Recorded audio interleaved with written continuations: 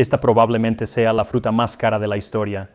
No esta específicamente, creo que costó $4.99, pero las piñas en general. Hubo una época en el siglo XVIII en la que una sola piña en Inglaterra podía costarte el equivalente a $10,000 en dinero actual. Eran tan caras que, en vez de comprarlas, mucha gente simplemente las rentaba para presumirlas. Así que hoy voy a presumir preparando esta receta del siglo XVIII para una tarta de piña.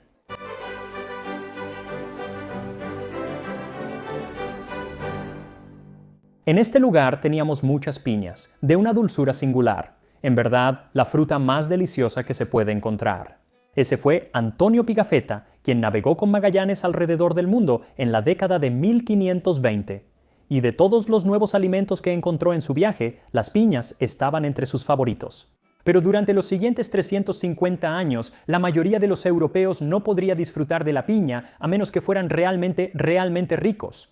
Y por eso esta receta inglesa de 1736 es tan especial. Es una de las primeras, si no es que la primera receta para una tarta hecha con piñas, y salió poco después de que la gente más adinerada en Inglaterra comenzara a construir invernaderos especiales llamados pineries, que básicamente son invernaderos diseñados para cultivar piñas. Pero en ese momento, la mayoría de las piñas todavía venían del extranjero, particularmente en Inglaterra, venían de Barbados. Y por eso la receta dice que se haga una tarta de ananás o piña de Barbados. Toma una piña y retira su corona. Luego pélala quitando los nudos y córtala en rebanadas de aproximadamente media pulgada de grosor. Luego cocínala a fuego lento con un poco de vino canario o vino de Madeira y algo de azúcar hasta que esté bien caliente, y así le aportará su sabor al vino mucho mejor que cualquier cosa que podamos añadirle. Cuando esté como se desea, retírala del fuego y cuando esté fría, ponla en una masa dulce con su líquido de cocción y hornéala suavemente por un rato. Cuando salga del horno, vierte crema encima, si tienes, y sírvela caliente o fría. Así que la receta es muy sencilla. Es solo piña, vino dulce y azúcar. Y ahora volvemos a nuestra bomba de azúcar en forma de tarta, que dice que necesitamos una pasta dulce, básicamente una masa que también se hace con azúcar. Y yo iba a usar una pasta dulce genérica, pero pensé que tal vez este libro, en realidad, tiene una receta para eso. Y he aquí, dice que si quieres tener una pasta dulce, entonces toma media libra de mantequilla y frótala con aproximadamente una libra de harina y 2 o 3 onzas de azúcar doblemente refinada en polvo. Luego, haz una pasta con leche fría, un poco de jerez y brandy. Esta es muy buena, así que esta receta no es nada genérica. De hecho, creo que es la primera vez que veo una receta de masa para tarta que lleva vino. Entonces, para hacer esta masa para tarta, lo que necesitas es media libra o 226 gramos de mantequilla, 3 tazas y media o 450 gramos de harina, 3/4 de taza o 85 gramos de azúcar, glass media taza o 120 mililitros de leche. Luego, 2 cucharadas de brandy y 2 cucharadas del vino que estés usando para el relleno. Hablaremos más sobre qué vino usar cuando lleguemos al relleno, pero básicamente es un vino de postre semidulce. Primero, bate la harina y el azúcar glass juntos. Luego incorpora la mantequilla a la harina usando las yemas de tus dedos hasta que esté bien mezclado y tengas una textura arenosa agradable. Luego agrega el vino, el brandy y aproximadamente la mitad de la leche y comienza a trabajar la mezcla hasta que empiece a formarse una masa. Si no se integra, puedes agregar un poco más de leche hasta que lo haga, pero puede que no necesites toda la leche. Una vez que tengas la masa, colócala sobre la mesa y amásala solo unas cuantas veces hasta que ya no queden restos de harina visibles. Luego, aplánala suavemente hasta que tenga aproximadamente 1 pulgada de grosor, envuélvela y métela al refrigerador por al menos 1 hora para que se endurezca. Una vez que haya reposado en el refrigerador, usa un rodillo para presionarla hasta que se ablande lo suficiente para empezar a estirarla y luego comienza a estirarla. Ahora, esta receta en realidad rinde bastante masa. Probablemente podrías cortarla a la mitad porque es suficiente para 2 tartas grandes, y yo decidí hacer tartas más pequeñas, así que en realidad corté pedazos de la masa y luego los estiré hasta que tuvieran aproximadamente 1/8 de pulgada de grosor y después forré mis moldes para tartas con eso. Había suficiente masa para hacer probablemente 16 tartaletas pequeñas, pero no voy a tener suficiente relleno para eso, así que terminé haciendo creo que 6 o 7. Pero una vez que los moldes para tartas estén forrados con la masa, pincha el fondo con un tenedor y luego hornéalos en blanco, cubriéndolos con papel para hornear y llenándolos con perlas para hornear. Luego pueden ir al horno a 425 grados Fahrenheit, 220 Celsius durante 15 minutos. Después, sácalos y retira con cuidado las perlas. Tuve un poco más de problemas con eso de lo que me hubiera gustado, pero una vez que saques las perlas, puedes regresar las tartas al horno por otros 5 minutos o hasta que el fondo de la tarta esté completamente horneado. Luego, sácalas. Déjalas enfriar mientras preparas el relleno, para lo cual necesitarás una piña. Yo usé una piña bastante pequeña, es muy dulce, pero también puedes usar una piña más grande. Solo va a afectar un poco las proporciones de cuánto líquido quieres agregar cuando hagamos nuestro jarabe, pero realmente no importa cuál uses. De cualquier manera, corta la parte superior y la inferior de la piña y luego quítale la cáscara rugosa. Algo que el botánico del siglo XVII, John Parkinson, describió como escamoso, como una alcachofa, pero más parecido a una piña de pino, a la que llamamos piña por su forma. Parece que no le impresionó mucho el aspecto de la piña, supongo, pero cuando probó el sabor, dijo que era como si se mezclaran vino, agua de rosas y azúcar, así que supongo que al final sí le gustó. Ahora, una vez que hayas quitado la cáscara, usa un cuchillo pequeño para sacar los nudos que queden y luego córtala en rebanadas de aproximadamente media pulgada de grosor y quítale el corazón.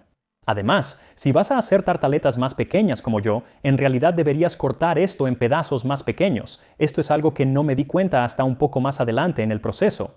Pero si vas a hacer una tarta grande, entonces puedes dejarlas como aros completos. Ahora necesitamos hacer el jarabe, para lo cual vas a necesitar una taza o 200 gramos de azúcar y media taza o 120 mililitros de vino Malvasía de la isla de Madeira. La receta en realidad dice que puedes usar algo ya sea de las Islas Canarias o de Madeira, pero hoy en día Madeira va a ser mucho más fácil de encontrar. Y la Malvasía es genial porque le da este maravilloso color dorado y es algo dulce, pero no demasiado, así que debe complementar muy bien a la piña. Así que primero disuelve el azúcar en el vino, luego coloca la piña en un sartén y vierte la mezcla de vino con azúcar sobre ella y ponla a fuego medio alto. Déjalo hervir a fuego lento y cocínalo hasta que el líquido se haya convertido en un buen jarabe y la piña esté bastante suave. Aproximadamente de 25 a 30 minutos, una vez que la piña esté bien suave, retírala del fuego, déjala enfriar un rato y luego colócala con una cuchara en las tartaletas. Después, también puedes verter un poco del jarabe encima. Y si el jarabe no está tan espeso como te gustaría, entonces puedes dejarlo en la estufa un poco más para que espese aún más. Esto hará que al comer la tartaleta te ensucies menos. Una vez que estén llenas, coloca las tartaletas en el horno a 350 grados Fahrenheit, 175 Celsius y hornéalas durante 20 minutos o hasta que el jarabe esté burbujeando. Y mientras la tartaleta se hornea, podemos ver exactamente cómo esta sencilla tartaleta de piña se convirtió en uno de los postres más caros de la historia. Originalmente, la piña proviene de Sudamérica, y la gente de Sudamérica, Centroamérica y el Caribe la ha comido desde tiempos inmemoriales. En las islas del sur del Caribe, los pueblos originarios comían la piña cruda, asada, seca o incluso la fermentaban para hacer una especie de vino. Y fueron precisamente las piñas de esas personas las primeras que encontraron los europeos. El 4 de noviembre de 1493, en su segundo viaje al Nuevo Mundo, Cristóbal Colón desembarcó en una isla a la que llamó Guadalupe. Y cuando sus hombres desembarcaron, encontraron que la gente de la isla había huido de sus aldeas para irse a las montañas. Así que, sintiéndose como en casa, empezaron a caminar por las aldeas, entrando en las chozas, y ahí los españoles se toparon con una fruta que parecía una piña de pino verde, pero mucho más grande. Estas estaban llenas de pulpa sólida, como un melón, pero eran mucho más dulces en sabor y aroma. Ahora, algunos de los idiomas en esta parte del mundo las llamaban nanas, que significa fruta excelente, y de ahí viene la palabra ananas, que es como muchos idiomas llaman a la piña hoy en día. Pero los españoles, como pensaban que se parecían a las piñas de los pinos, las llamaron piñas, y de ahí viene la palabra pineapple. Y así que se llevaron algunas de estas piñas de regreso a España para presentárselas al rey Fernando y a la reina Isabel. El italiano Pietro Martire, que estaba presente en España en ese momento, registró que esta fruta, que el rey prefiere sobre todas las demás, no crece en un árbol, sino en una planta, similar a una alcachofa o un acanto. Yo mismo no la he probado, ya que era la única que había sobrevivido sin estropearse, pues las demás se pudrieron durante el largo viaje.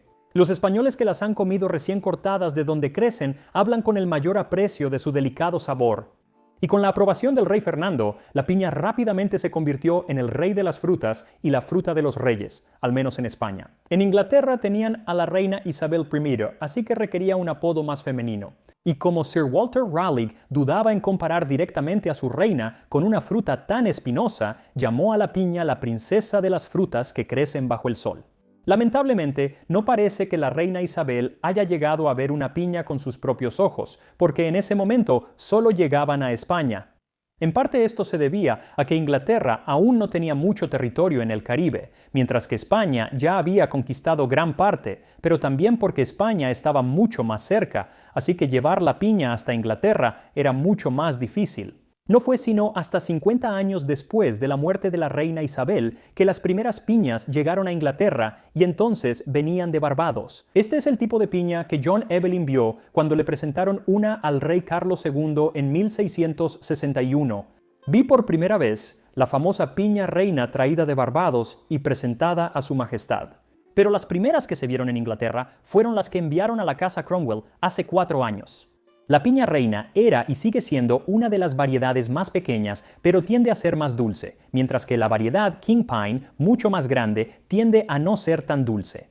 Pero unos años después de ver la piña reina, John Evelyn también vio una variedad King Pine en 1668 en un banquete que el rey Carlos organizó para el embajador francés. Estando junto a su majestad durante la cena en presencia, había de esa fruta rara llamada King Pine que crece en Barbados y las Indias Occidentales, la primera que había visto en mi vida. Su majestad la cortó y tuvo a bien darme un pedazo de su propio plato para que la probara, aunque dice que no era tan dulce y deliciosa como algunas de las otras variedades que había probado. Ahora, presentar esta piña en el banquete al embajador francés no fue simplemente un gesto amable. Más bien fue un poco de diplomacia gastronómica. Era una manera en que el rey podía mostrarles a los franceses que ahora tenían la capacidad de llevar piñas a Inglaterra. 1, tenían el territorio donde crecían, y 2, tenían barcos lo suficientemente rápidos para traerlas de regreso a Inglaterra antes de que se pudrieran. Probablemente sea por una razón similar que Carlos II mandó hacer una pintura que muestra al hábil jardinero John Rose presentándole una piña al rey. Es una de mis obras de arte centradas en la comida favoritas. Algunos afirman que la pintura implica que John Rose realmente había encontrado la manera de cultivar piñas en Gran Bretaña, pero si fue así, probablemente fue algo único. Para una producción europea más grande de piñas, en realidad tenemos que ir a los Países Bajos y darle crédito a los holandeses. Fue en 1682 cuando el comerciante de telas Peter de la Cour desarrolló un invernadero que podía producir no una, sino varios cientos de piñas al año. Y por eso no es de extrañar que en 1688, cuando Guillermo de Orange dejó los Países Bajos para ocupar su lugar como el rey Guillermo III de Inglaterra, ordenó construir grandes invernaderos en su nuevo hogar, el Palacio de Hampton Court, a las afueras de Londres. Estos estaban llenos de todo tipo de plantas tropicales, incluidas piñas que no se importaban de los trópicos, sino de los Países Bajos. Al mismo tiempo, en Francia, el rey Luis XIV se había enamorado de las piñas y disfrutaba helado de piña al final de muchas comidas. Era bueno para la digestión.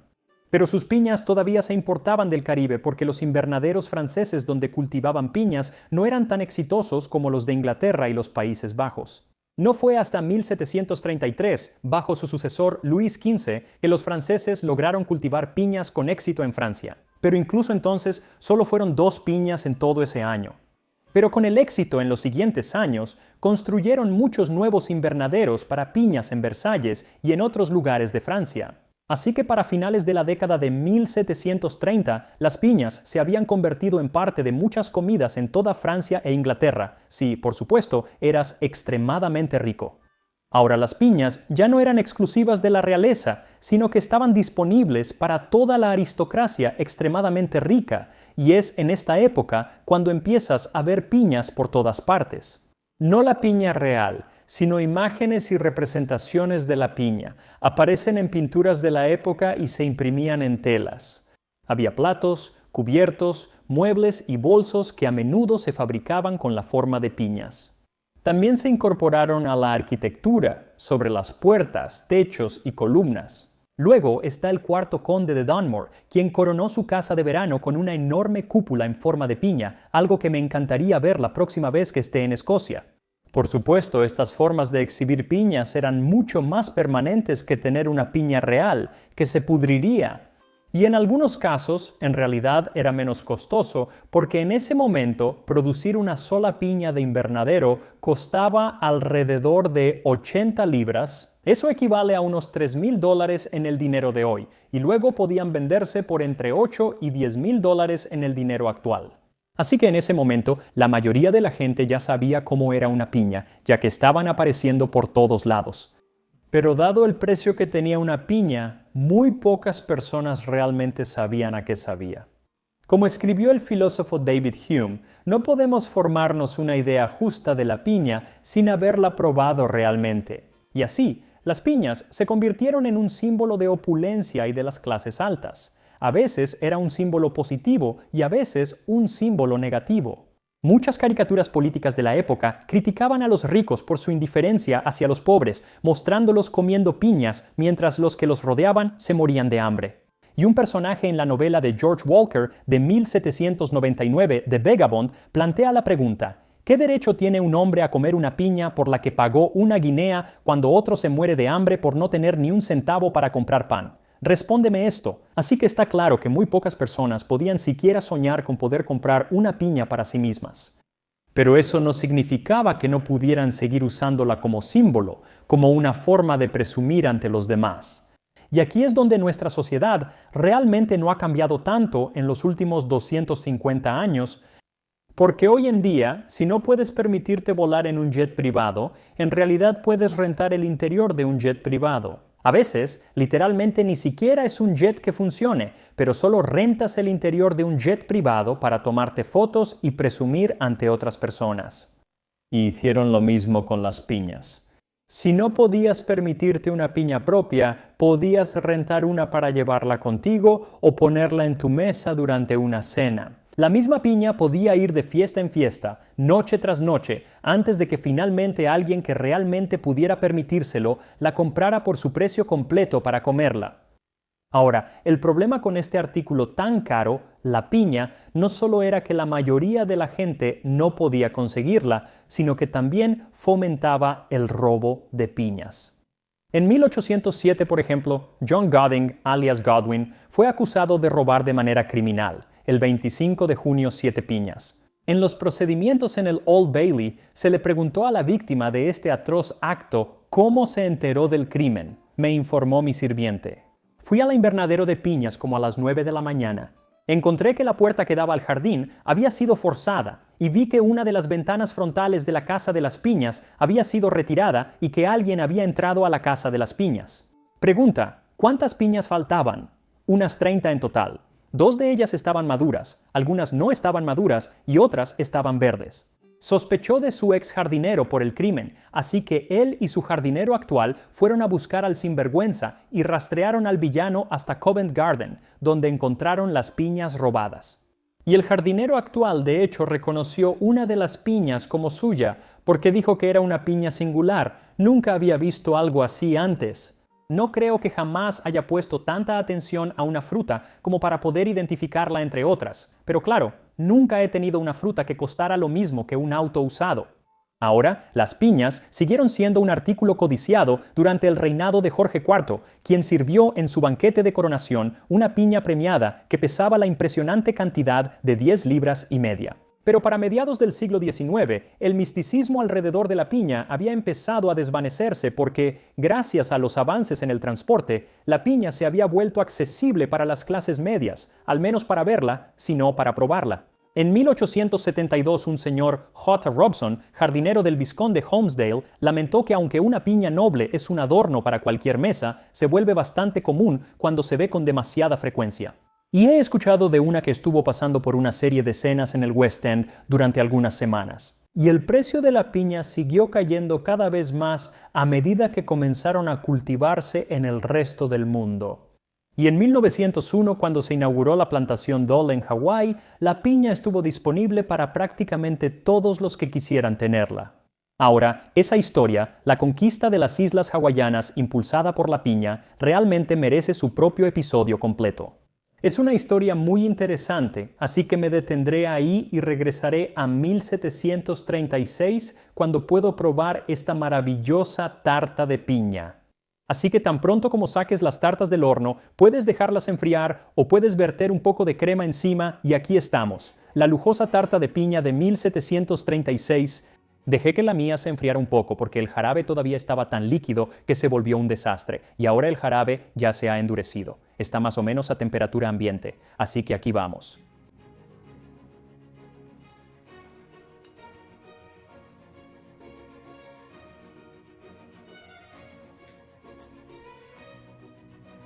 Eso está buenísimo. Dios mío, eso es fenomenal. Quiero decir, sabe a piña, obviamente, pero el hecho de guisarla en vino la hace mucho más compleja. Solo hay 3 ingredientes en la receta del relleno. Y aún así, tiene un sabor tan complejo. Es muy interesante. Eso está muy bueno. Realmente ni siquiera necesitas la parte del pie. Dicho eso, la base está muy buena. No sé cómo el vino lo cambió. No sé si puedo saborearlo, pero se mantuvo muy bien. Perfecto para este tipo de tarta donde realmente solo quieres comer el relleno, ya que la base es más como un recipiente. Pero wow. Eso está buenísimo. Quiero decir, honestamente, aunque solo hicieras el relleno y tal vez lo sirvieras con un poco de crema o crema batida, vale totalmente la pena hacerlo. Sí creo que el vino que elijas tendrá un gran efecto en el sabor. Pero no creo que puedas equivocarte mientras sea semidulce o dulce. Y debe ser blanco o de un color dorado porque de otra manera no va a ser un platillo bonito. Pero incluso ahora, incluso cuando ya se endureció, el jarabe sigue estando bastante líquido. Pero está tan bueno, ¿sabes qué? Ese jarabe en un cóctel.